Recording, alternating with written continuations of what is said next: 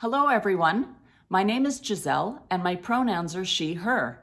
Stick around and you'll discover the reason I just introduced myself with my pronouns.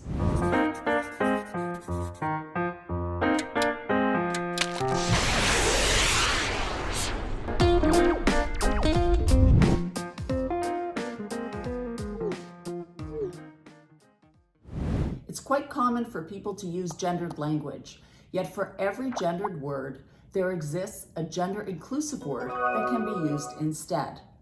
Is there a valid reason to use gendered language in our everyday life?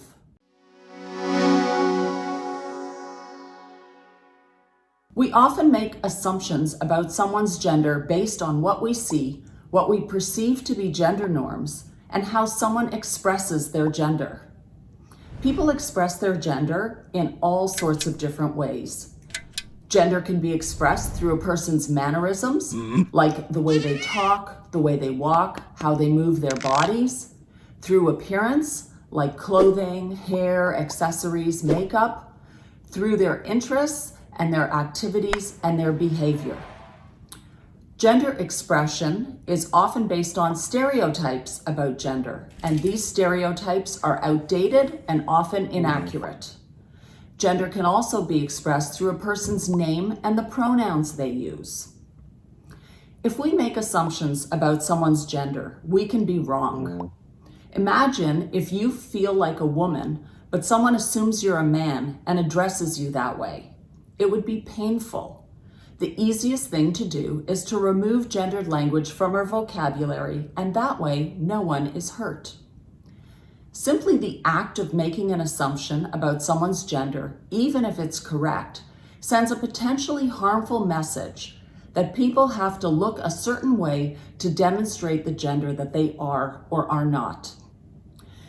We often use the singular pronoun they instead of he or she to refer to one person when we don't know their gender. For example, someone left their phone in the coffee shop. I hope they come back to get it. A common comment from folks is that using they for one person is grammatically incorrect, or it's difficult to do, or it makes them uncomfortable because it's not something that they're familiar with.